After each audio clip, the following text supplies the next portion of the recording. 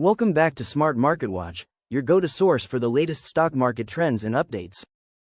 In today's video, we'll be discussing a crucial topic that's been on everyone's mind: how federal rate cuts are shaping the stock market in 2024.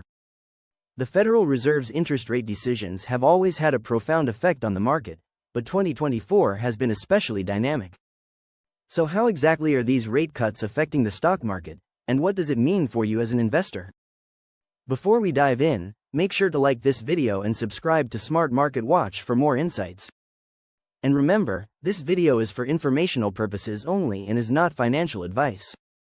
Always do your own research or consult a financial advisor before making any investment decisions. Let's start with the basics. Why is the Federal Reserve cutting interest rates?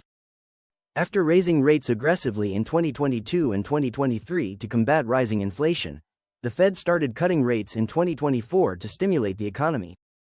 The idea behind rate cuts is simple. When borrowing becomes cheaper, businesses and consumers are more likely to spend and invest, which in turn drives economic growth. As of September 2024, the Fed has slashed interest rates by a total of 1.25 percentage points, bringing the federal funds rate to around 3.75%. This is a significant drop from the 5% rate seen at the beginning of the year. But what impact is this having on the stock market? Historically, lower interest rates tend to benefit the stock market, and 2024 has been no exception. When rates go down, growth stocks, particularly in the tech sector, often see the biggest gains. Companies like Apple, Microsoft, and Tesla have rebounded in 2024 after struggling with higher borrowing costs in previous years. The reason for this is twofold. First, lower rates make it cheaper for companies to borrow money, which can lead to increased spending on research and development, expansion, and even mergers and acquisitions. Second, with bond yields declining, investors tend to flock back to equities, seeking higher returns in the stock market. In fact, since the first rate cut in March 2024, the Nasdaq has surged by more than 15%, largely driven by gains in tech and growth-oriented stocks. This reflects investor optimism that lower rates will fuel continued innovation and profitability in the tech sector. It's not just tech stocks that are benefiting.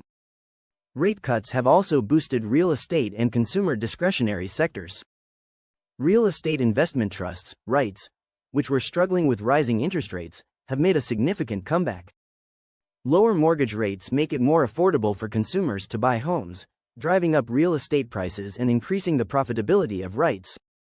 Similarly, companies in the consumer discretionary sector, such as automakers and retailers, are benefiting from increased consumer spending.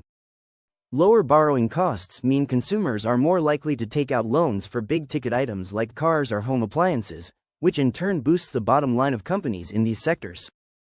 However, it's not all positive.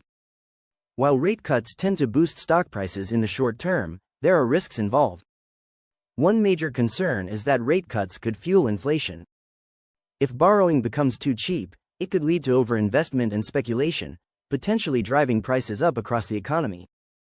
The Fed is walking a tightrope between stimulating growth and preventing runaway inflation. Additionally, some investors worry that the Fed's rate cuts are a sign of deeper economic problems. Historically, the Fed cuts rates when the economy is slowing down, and while lower rates may provide a temporary boost to the stock market, they may also signal that a recession is on the horizon. So, how should you approach investing in 2024 given the Fed's rate cuts? First, it's important to stay diversified. While tech and growth stocks are seeing gains, it's crucial to have exposure to other sectors like utilities and healthcare, which tend to perform well during periods of market volatility. Second, consider the long-term implications. Rate cuts can provide a short-term boost, but if inflation rises or the economy falters, we could see increased volatility. Having a well-balanced portfolio will help you navigate these uncertain times. If you found this analysis helpful, make sure to like this video and subscribe to Smart Market Watch for more updates on the stock market, interest rates, and investment strategies. Let us know in the comments what you think. Are the Fed's rate cuts a positive or negative for the market?